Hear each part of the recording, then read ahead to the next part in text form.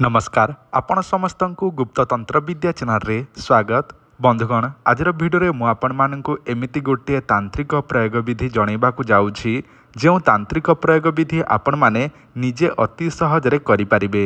जदि आपण कोनसी नारी कोनसी स्त्रीटी को हाथ मुठा रखिबा पई चाहुछंती मोहिनी करी आपणक आड़को मोहिनी करिकि रखिबा पई चाहुछंती आकर्षित करिकि रखिबा पई चाहुछंती ताहले आपण माने एही भिडियोटी को शेष जाए देखंतु। भिडियो माध्यम जो प्रयोगटी आपण मानकु जणेइबी सेही प्रयोगटी आपण माने अति सहजरे निजे करि परिबे। ताहा द्वारा आपण निजर प्रेमिक प्रेमिका कोनसी भी नारी कोनसी स्त्रीटी को अति सहजरे निजर हाथ मुठा रखि पारिबे मोहिनी करिकि रखि पारिबे।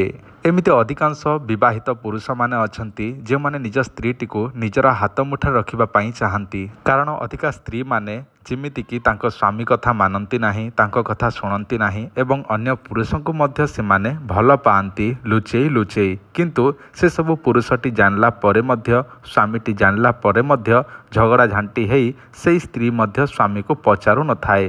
ता सहित अनेक पुरुष मान अछंती पिला मान अछंती जे माने कि प्रेम करती वर्ष वर्ष धरी किंतु शेष रे से झियो तांकु छाड़ी की चली जाई थाए।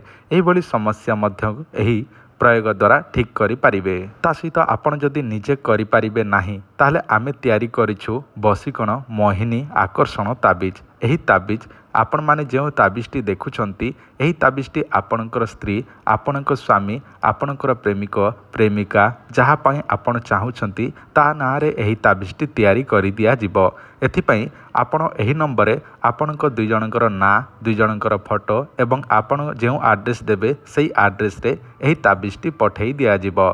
आपणकर ना गोत्र एवं फोटो ए सब व्हाट्सएप रे देला परे ता सहित एड्रेस देबे एवं जेते हमर प्राप्य रहिबो पैसाटी जेते लागिबो से सब आपण देबे पूजा विधि पाई। पूजा विधि करी सेही ताबिजटी प्रस्तुत करी आमे आपन को बाय पोस्ट माध्यम रे पठेई देबो जहा केवल 5 रु 7 दिन भितरे आपन को बाय पोस्ट माध्यम रे बा पोस्टल माध्यम रे आपन को पाख को पहुंची जिवो। सेही ताबिजटी 7 रु 11 दिन किंबा 21 दिन भितरे आपन को कामटी संपूर्ण भाव रे होई जिवो। जदि आपनकर विश्वास थाए ताहले जोगाजोग करी ऑर्डर करंतु एही ताबिजटी। आपण एबे सुनि नियंतु सेही मोहिनी प्रयोगटी। आपनको मोबाइल सामना रे जो गछटी देखुछंती एहा हेउछि कला तुलसी गछ।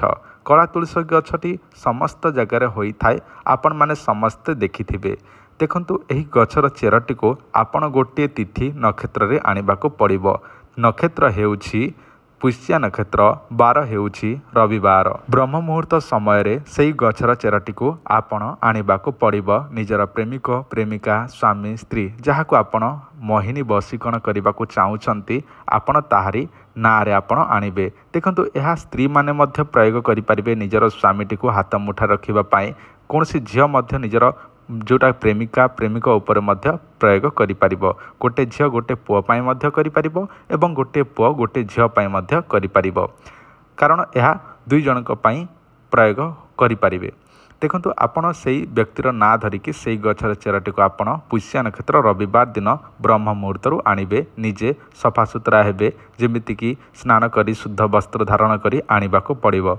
किंतु एतिकी ध्यान रखंतु जो दिन पुष्या नक्षत्र रविवार पड़ुछि ताहारी पूर्व दिन संध्या समय रे आपण एही गछर मूल पाखरे यथा विधि अनुसार पूजा विधि निमंत्रण करबा को पड़िबो। पूजा विधि केमिति करिवे से सब जानिबा को चाहुथिले आपण कमेंट करंतु वृक्ष निमंत्रण वीडियो आमको दियंतु बोली। जेते अधिका कमेंट आसीबो से अनुसार सेही वीडियोटी शीघ्र ही मो आपण मानकु यूट्यूब रे अपलोड करि देबो। से सब वीडियो रो आपण माने सिखि पारिबे गछटी को केमिति पूजा विधि करा जाय। जदि आपण जानिछंती ताहले जहा जानिछंती सेमिति आपण पूजा विधि करिवे। जो दिन पुष्या नक्षत्र रविवार अछि ताहारी पूर्व दिन शनिवार संध्या समय रे ताहापरे सेही गछर चेरटी को पुष्या नक्षत्र रविवार ब्रह्म मुहूर्त आनिला परे कौन करेंगे एवं ध्यान देकी शुणु।